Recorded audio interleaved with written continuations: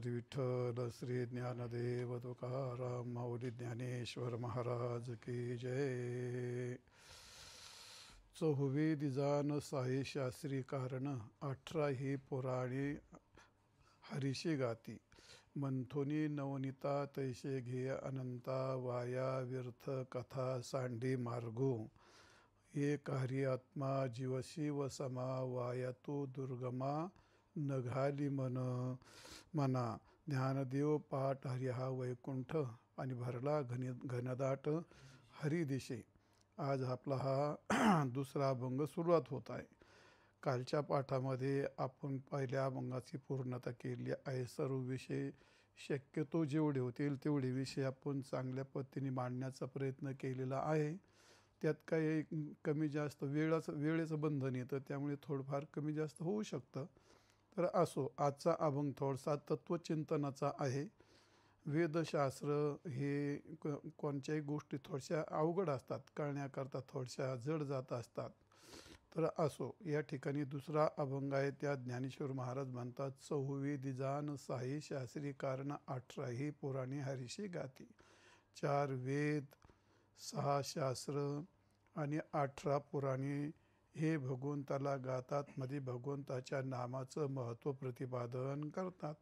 तर चहुवेदी जान म्हणजे 4 वेदांनी जे जाण दिलं आहे आणि 6 शास्त्राचं जे कारण आहे, म्हणजे वेदाचा प्रतिपाद्य विषय आहे. आणि वेदाचं जे प्रतिपादन आहे, वेदाचं प्रतिपादन हे तत्त्वज्ञानाचं, ब्रह्मस्वरूपाचं, निर्गुण स्वरूपाचं असं हे प्रतिपादन आहे. आणि या संपूर्ण 6 शास्त्राचं कारणही तो परमात्माचा आहे. असा जो परमात्मा आहे, त्या परमात्म्याला 18 पुराणे गायले म्हणजे त्याचं नामस्मरण केलं आहे. सर्वांना ही गोष्ट प्रसिद्ध आहे. आणि म्हणून भगवंताचं नामस्मरण महत्त्वाचं असल्यामुळे ज्याप्रमाणे आपण दयाचं घुसळण केलं का त्याचा लोण्याचा गोळा, त्याला नवनीताचा गोळा असं म्हणतात, आणि तो नवनीताचा गोळा हातात घेतला जातो, त्याप्रमाणे सर्वाचं मंथन करून परमात्मा हा नवनीत गोळा आपण आपल्या हातामध्ये घ्यावा. विनाकारण वाया म्हणजे व्यर्थ अशा काही दुसऱ्या कथा भानगडीत पडू नये असं ज्ञानेश्वर महाराज म्हणतात. मग एक हरी आत्मा जीव शिव समा. हरी हा एक आहे. जीव आणि शिव यांच्यात समान रूपाने, व्यापक रूपाने, आत्मरूपाने एक हरीच आहे. त्याकरता असं समजून घ्या. आणि वाया तो दुर्गमा न घाली मन. ज्या गोष्टी दुर्गम आहेत योगयागासारख्या, तिकडे मनुष्याने आपलं मन जास्त न घालता, वेळ न घालता, तो परमात्मा जीव शिव हा समान आहे आणि हरी हा त्यामध्ये आत्मरूपाने एकच आहे असं समजून घ्यावं. तर ज्ञानेश्वर महाराज म्हणतात, ज्ञानदेव पाठ आणि हरी हा वैकुंठ. हरी वैकुंठ याचा अर्थ काय आहे? हरीचं नाम वैकुंठ आहे, हरीचं स्वरूप वैकुंठ आहे, हरीचं स्थान वैकुंठ आहे. पुढे वैकुंठ शब्दाजवळ आली होती, आपण त्याचं थोडंसं चिंतन करू. पण असा हा वैकुंठ स्वरूप असणारा परमात्मा हा संपूर्ण चराचरामध्ये घनदाट भरलेला आहे. अशा त्या परमात्म्याचा मी त्या हरिनामाचा पाठ करतो, असा अभंगाचा शब्दशः थोडक्यात अर्थ मी आपल्याला सांगितलेला आहे. आता त्याचा विस्तारित अर्थ थोडासा आपल्याला सांगावा लागणार आहे. तर या ठिकाणी पहिली गोष्ट ज्ञानेश्वर महाराजांनी पहिला शब्द काढला आहे, चहुवेदी जान आणि साही शास्त्री कारण. तर चहुवेदी जान या म्हणण्यामध्ये 4 वेद काय असतात त्याचं आपल्याला थोडंसं चिंतन करावं लागेल. कारण वेद म्हटलं तर वेद काय सर्वांना कळत नाही. वेद हा शब्द सर्वांच्या कानावरती असतो. त्यातली त्यात जर अजून थोडसे काही वाचलं, ऐकलं तर त्याला एवढं कळतं काय, ऋग्वेद, यजुर्वेद, सामवेद आणि अथर्ववेद एवढे त्याच्या कानावरती असतं. 4 वेद आहेत असं आपल्याला कळतं. तर वेदाची गोष्ट सर्वांना माहिती असते, सर्वांना श्रुत असते अशातला भाग नाही. पण मग आता वेद ही गोष्ट कठीणच असते. वेद कळायलाही कठीण असतात. वेद काय सर्व परिचित नाहीत. वेद सर्व परिचित नाहीत म्हणून तर त्याच्यावरती शास्त्र लिहिले. शास्त्र माणसाला कठीण आहेत म्हणून तर ज्ञानेश्वर महाराज त्याच्यावर मग सूत्रादी ग्रंथ लिहिले आणि मग ज्ञानेश्वर महाराज, तुकाराम महाराज आदी संतांनी त्याचा सारांश काढून आपल्याकरता मराठी वाङ्मय दिलेला आहे. पण मग तुम्ही मला मग आपल्याला एवढं सोपं सांगायचं आहे तरी ज्ञानेश्वर महाराजांनी हे वेदन शास्त्र हे का सांगितलं? तर कोणतीही गोष्ट प्रमाणित करत असताना त्याला प्रमाणभूत मानण्याकरता वेद हा मूळ मानावाच लागतो. आणि म्हणून आता वेदाची प्रक्रिया कठीण आहे हे तुम्हाला माहिती आहे, मला पण माहिती आहे. आता लोकांना ऐकायला थोडंसं ते जड जातं, पण माऊली ज्ञानोबांनीच म्हटल्यानंतर ते मला सांगणं तर भाग आहे. तुम्ही पण ते ऐकलंच पाहिजे का वेद काय आहे. आता आपण फारसं नाही पण आपल्या कामापुरतं थोडंफार तरी आपण समजून घेतलं पाहिजे. आणि म्हणून वेदाची गोष्ट अशी आहे. तर वेद वेद ही गोष्ट काय आहे? तर वेद संपूर्ण या भारतीय संस्कृती आणि आपल्या तत्त्वज्ञान, अध्यात्मविद्या वगैरे याचं मूळ स्थान आहे. आणि त्या मूळ स्थानापासूनच सर्व निर्मिती झाली आहे. हा एक फार मोठा, फार विस्तारित आणि फार गहन विषय. पण वेदाच्या परंपरेने हे सगळी आपली तत्त्वविद्या सुरू झाली आहे व्यासापासून. तर वेद काय आहे? वेदानुसार संपूर्ण वाङ्मय हे वेदानुसार आहे. विशेषतः आपले सर्व संत हे वेदानुरूपच बोलतात. आपले सर्व संत वेदानुरूपच बोलतात. त्या वेदाच्या परंपरेला धरूनच बोलतात. सर्व संतांनी वेद मानलेले आहेत. विशेषतः आपण ज्ञानेश्वर महाराज, तुकाराम महाराज यांचे प्रमाणे वापरतो आणि आपल्या अतिपरिचित ते 2 संत जास्त असतात. ज्ञानेश्वरी गाथा अतिप्रमाणित असतो, पण मग आपण त्यांनी मानलेले आहेत. ज्ञानेश्वर महाराज म्हणतात, मी असा गेलो नाही, मुनी ज्या मार्गाने गेले त्या मार्गाने मी गेलो. आणि मुनी कोणत्या मार्गाने गेले? वेदमार्गे मुनी गेले, त्याची मार्गे चाललो. नकळेची विषयांधा म्हणून उघड बोलिलो.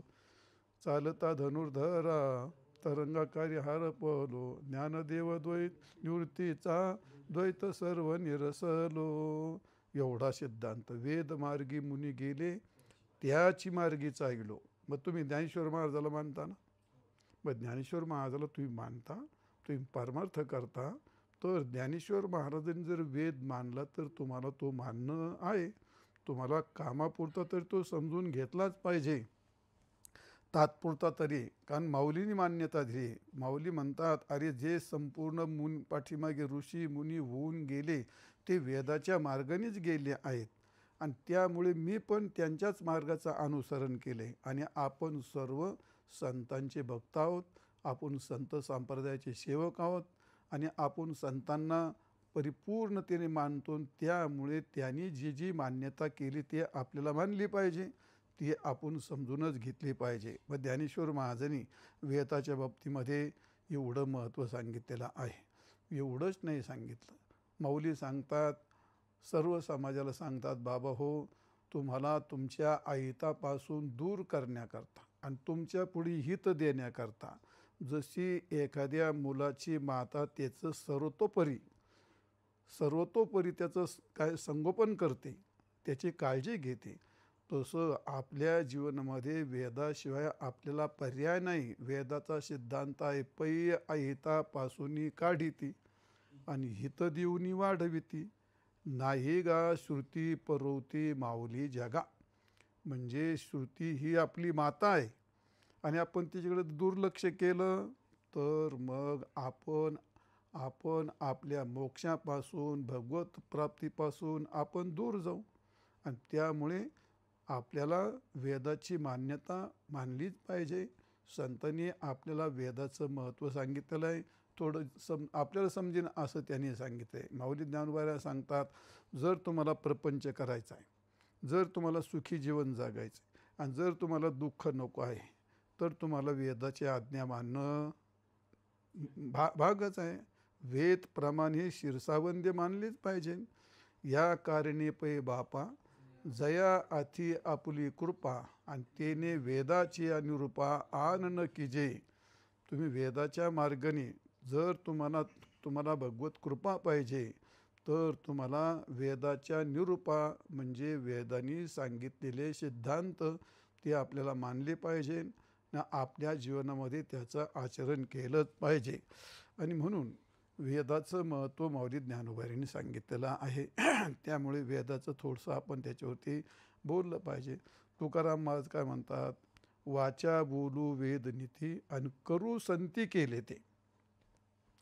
वाचा आपण परमार्थ तर करतो, आपण परमार्थ करतो, भजन करतो, कीर्तन करतो, आपल्याला हे सगळं करायला सगळं खूप चांगलं वाटतं. आम्ही महाराज आहे म्हणतो, आम्ही धार्मिक आहे म्हणतो, आम्ही वारकरी आहे म्हणतो. अरे पण या सगळ्या गोष्टी वेद प्रणीत आहेत ना. मग ज्ञानेश तुकाराम महाराज म्हणतात, माझा एक न एक वेदाचा तो अर्थ आमासीच ठावा आणि येरा निवावा भार माता. चहुवेदीचे केले हे विवरण, माझा गाथा हे 4 वेदाचं विवरण आहे. मग आपण वेद कसे नाकारणार, ते आपण नाही कसे म्हणणार, काय बा आम्हाला वेदशास्त्राचं काय नाही करायचं, आम्हाला आमची हरिभक्ती बाजारी, असं म्हणून नाही चालत. तर आपण करताना हरिभक्तीच करतो, हरिनामाचंच भजन करतो, भगवंतालाच मानतो, पण आंधळा परमार्थ नसावा. कोणती गोष्ट अंध परंपरा नसावी. ही आपली परंपरा आहे. म्हणजे हरिपाठाचं किती सखोल तत्त्वज्ञान आहे. हरिपाठाचा आधार वेद आहे. वेदापासून ही गोष्ट माऊली ज्ञानोबा सांगतात. इतकं हरिपाठाचं महत्त्व आहे. म्हणजे वेदाची परंपरा अशी. तुकाराम महाराज म्हणतात, वेदाला आमच्याकडे एवढं महत्त्व आहे. वाचा बोलो वेद नीती. माणसाने मुखमस्ती तत्वक्तव्यम, तुमच्या तोंडात येईल ते बोलू नये. आणि कमीत कमी व्यासपीठावरच्या माणसाने तरी आपल्या मुखात येईल, आपल्या मनाला येईल, लोकाला बरं वाटेल असं बोलू नये. मग कसं बोलावं? समाजाला गोड लागेल असं नका बोलू. संतांना मान्य असेल, शास्त्राला मान्य असेल, गीतेला मान्य असेल, सिद्धांताला मान्य असेल असं बोलावं. लोकांना तीच अपेक्षा आहे. तुम्ही जर तुमच्या लौकिकातल्याच गोष्टी बोलू लागलात तर ते तुमच्या आधी समाजाला माहितीच असतं. मग पिष्टपिशन न्याय कशाला करता? पिष्टपिशन न्याय कशाला करता? पण लोक तसंच बोलतात. जी गोष्ट समाजात रोज घडते त्याच्याबद्दलच बोलले जातं. तुकाराम महाराज म्हणतात, माझं तसं नाही. वाचा बोलो वेदनीती आणि करू संती केले ते. ज्याला हे पटतं ती माणसं पारमार्थिक असतात. हे वाक्य थोतंडी असतात. हे वाचा बोलो वेदनीती करू संती. संतांनी जे केलं ते करू. आणि तुकाराम महाराज म्हणतात, मी जर जे बोलतो ते सगळी माझी वेदनीती आहे, तर आपणही तुकारामाची नीती बोलू. अडचण काय? आपल्याला परमार्थ करायचा आहे ना. तुम्हाला भगवत प्राप्ती पाहिजे, मोक्ष. तुम्हाला नरकाला थोडंच जायचं आहे. नरकाला कोणाला जावं वाटते? नको वाटतं ना. मग आपल्याला जर सद्गती भगवत प्राप्ती पाहिजे तर तुकवऱ्यांची युक्ती आपण मानली पाहिजे, त्यांचे अभंग मानले पाहिजे. आणि म्हणून महाराज म्हणतात, मी बोललो ते सगळी वेदाची नीती आहे आणि जे संतांनी केलं तेच मी करतो म्हणले. तर तुकाराम महाराजांनी वेद न मानणाऱ्या माणसाला इतकं फटकर धरून वेद बाह्य लंड आणि बोले तो पाषांड, पाखंडी मनुष्य असतो म्हणतो.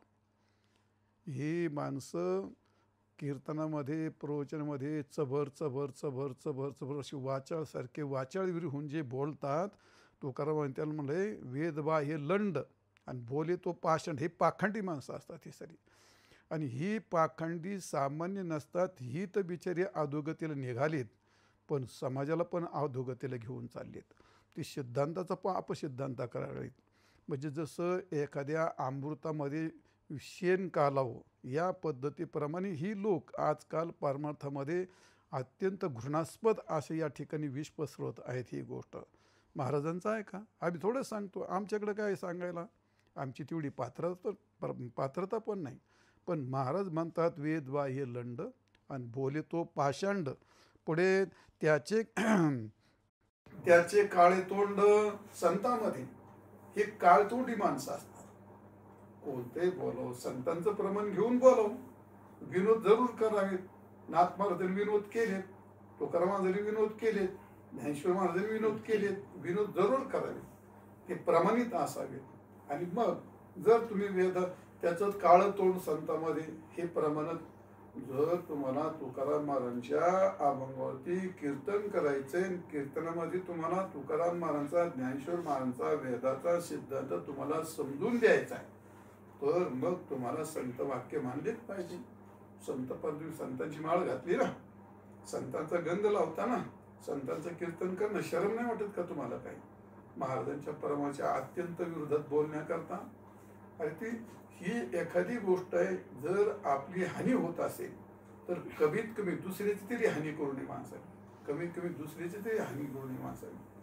पण म्हणून तुकाराम महाराज असं म्हणतात या ठिकाणी, वेदाच्या बाह्य जर बोलला तो त्याला तो पाषांड आहे, तो पाखंडी आहे. आणि अशा पाखंडी माणसाला काहीच नाही प्राप्त. पाखंडी माणसाला काही परमार्थातलं प्राप्त होत नसतं. आणि वेदाची ही प्रमाणभूतता आहे. त्याकरता तुकाराम महाराज त्याच्या पुढे असं म्हणलं, वेद श्रुती नाही ग्रंथ ज्या प्रमाण, आणि श्रेष्ठाचे वचन न मानिजो, अतिवादी नव्हे शुद्धया बीजाचा. आणि अतिवादी नव्हे शुद्धया बीजाचा, तो तो अंत्यच जातीचा आहे महाराज असं म्हणतात. म्हणजे महाराजांनी किती गोष्ट चिडून सांगितली. तो काय शुद्ध जातीचा नाही, शुद्ध जातीचा नाही सांगितलं, तर एक विशिष्ट प्रकारच्या प्रकाराचा तो मनुष्य नाही. आणि म्हणून तो का म्हणजे मध्ये पानाचे जे मिष्टान्न अंतायसा तो दुर्जन शिव नाही, हे वेद न मानणारे माणसाची तुकारामांनी गोष्ट सांगितली. त्यामुळे वेदाची गोष्ट हे आपल्याला मानावं लागतं. हे श्रेष्ठाचं वचन आहे, वेदाची परंपरा आहे, असं तो भाग. आणि मुद्दाम ही आपल्याला जास्त नाही सांगितलं, थोडं सांगितलं. काय सांगितलं? संतांनी प्रमाणित केले. आपल्याला हरिपाठ सोपा आहे, हरिपाठ सोपा आहे, आपण नामाच्या बळावर सगळं ठोकरून देणार असं नका. पण ठीक आहे, तुम्हाला नाही कळत, ऐका.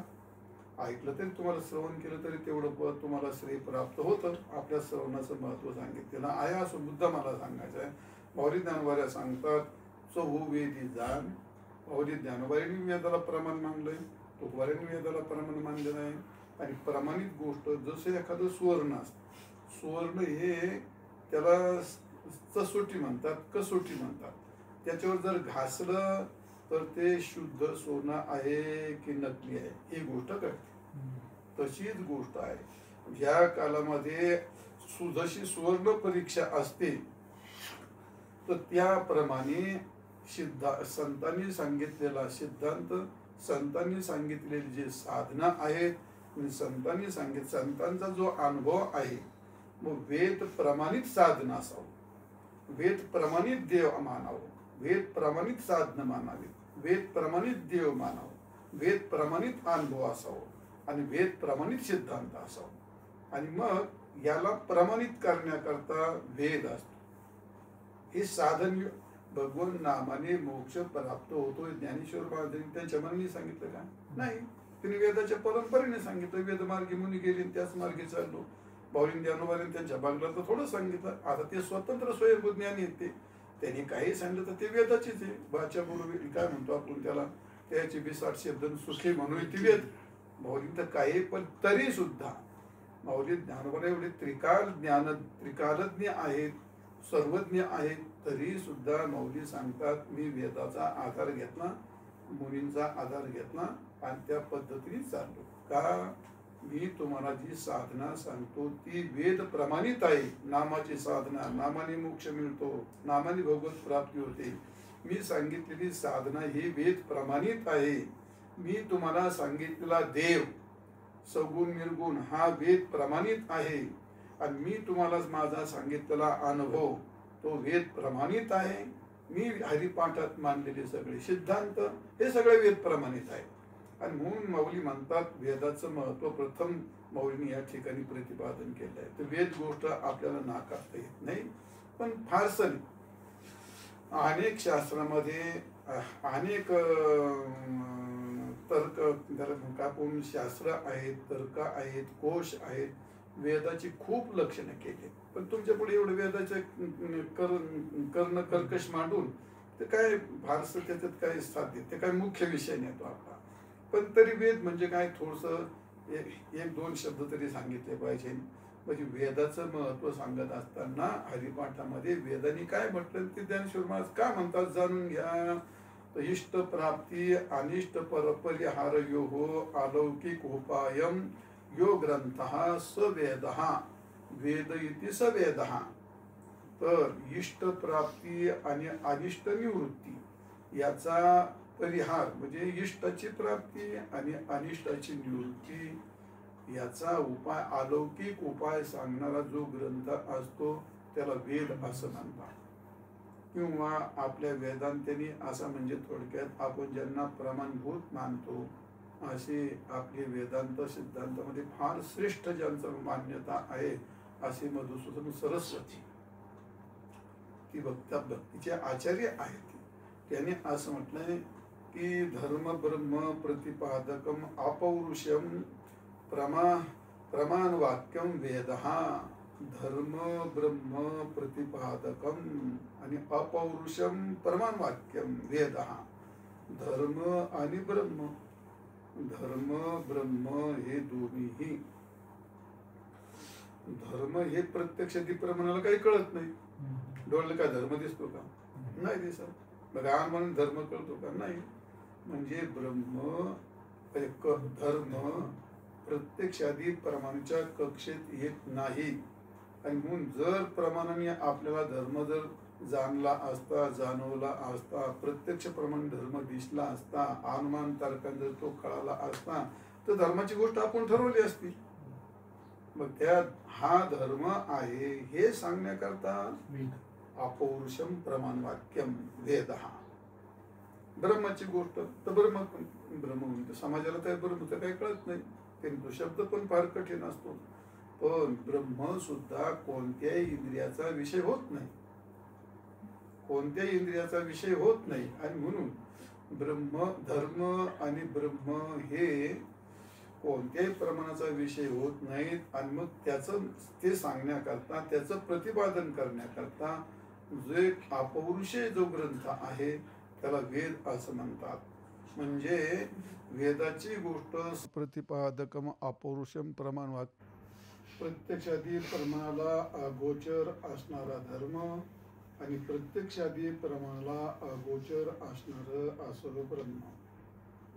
धर्म आणि ब्रह्म हे प्रमाणित होण्याकरता त्याला वेद वाक्यच लागतात. आणि ते वेद कोणते वाक्य नाही. म्हणून वेदाचं लक्षण करत असताना धर्म ब्रह्म प्रतिपादकम अपौरुषयम प्रमाण वाक्यम वेद, वेद इति स वेद.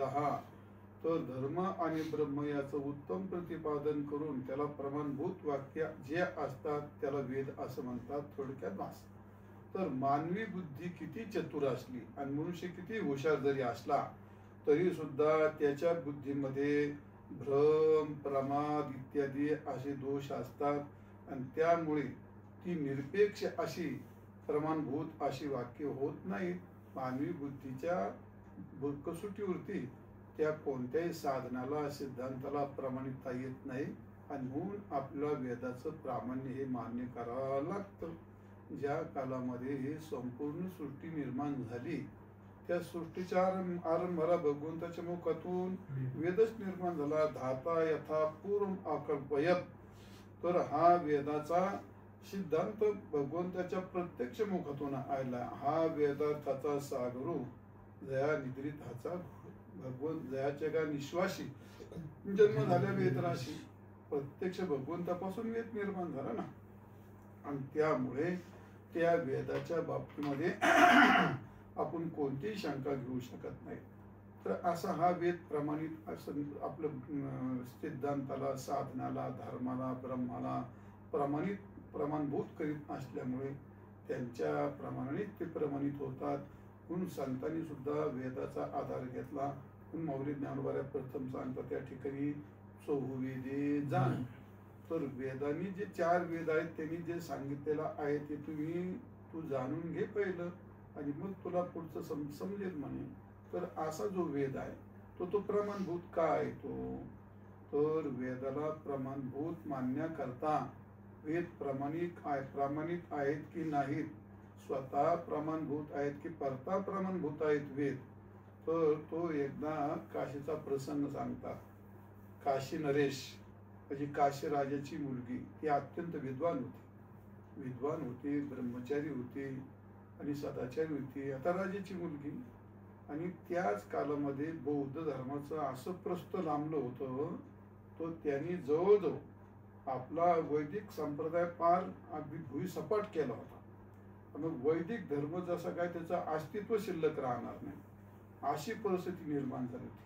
आणि ती काशीराजाची कन्या, ती विद्वान होती, वेद अध्ययन करणारी होती, वेद संस्कृती जपणारी होती.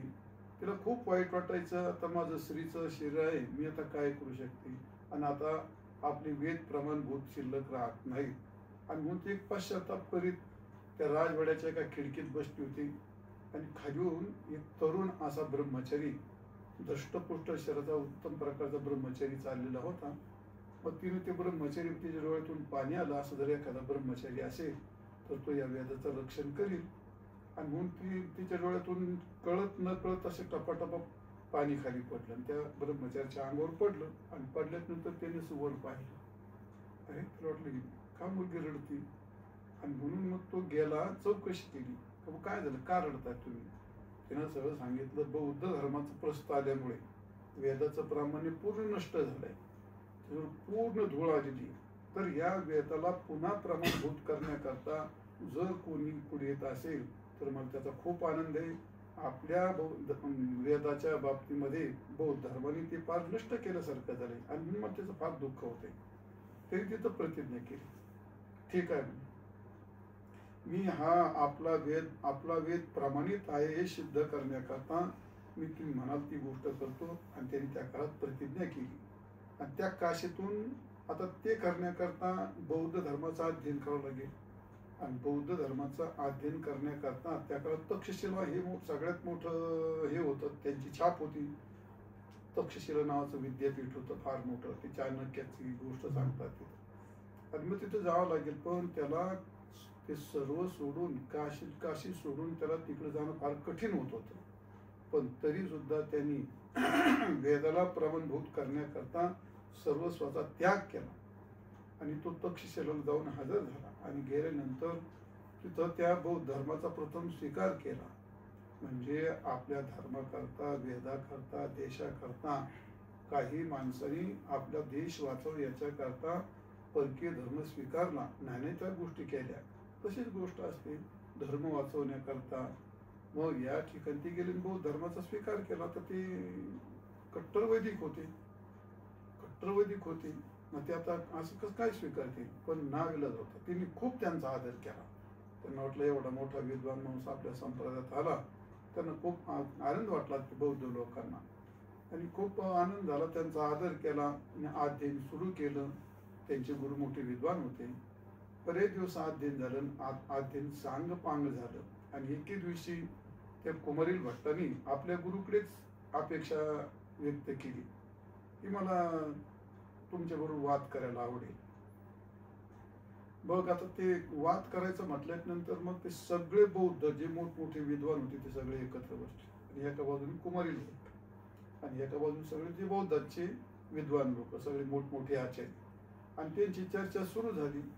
वेद प्रमाणभूत आहे की नाही, वेद स्वतः प्रमाण आहे की परता प्रमाण आहे, ईश्वर सर्वज्ञ सत्तावान आहे की नाही, आणि आत्मा अछेद्य आहे की ते शून्य रूप आहे, असा जो सिद्धांत आहे तर त्याच्यावर वाद सुरू झाला. आता ते कुमारील भट्टाची गोष्ट तर भगवत कृपाच होती त्यांची होती. तर त्यांच्या जीववरती जणू काय सरस्वती नाचत होती. एका बाजूने अनेक मोठी फौज बसली होती विद्वानांची, बौद्धांच्या, आणि एका बाजूने एकटेच ते होते. मग शेवटी हो ना करता करता त्या लोकांना वाटलं कुमारील काय हरत नाही. मग अशा त्या काळात त्यांचे एक मोठे आचार्य त्यांनी एक निर्णय घेतला. तुम्ही असं जा, डोंगराच्या अत्यंत उंच टेकडीवरती जा आणि 2 जण खाली उडी टाका. जसं 2 मत सारखं झालं ना, कोणला निर्णय देवा कळत नाही ना, तर ते कोण मागे हटायला तयार नव्हतं ते. मग शेवटी तुम्ही त्या टेकडीवरती जा आणि खाली उडी टाका. ज्याला काही होणार नाही त्याचा धर्म प्रमाणभूत राहील, त्याचा ग्रंथ प्रमाणभूत राहील. कुमारी भट्ट म्हणले काय अडचण नाही.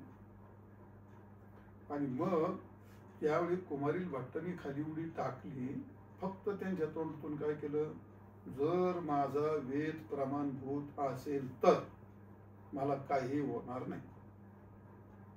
जर एवढी शंका आली ना, आणि आल्यामुळे तेवढी, जर माझा वेद प्रमाणभूत असेल, माझा ईश्वर सर्वज्ञ असेल, माझा आत्मनित्य सत्य असेल तर मला काही होणार नाही.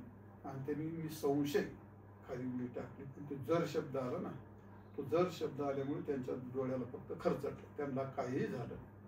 पण त्या बौद्धाचार्यांनी ज्या काळी ते पाहिलं तो पळून गेला, तो हारला त्या काळात. आणि मग जर वेद प्रमाणभूत असतील तर मला काही होणार नाही हा प्रत्यक्ष भगवंतांनी निर्णय दिला.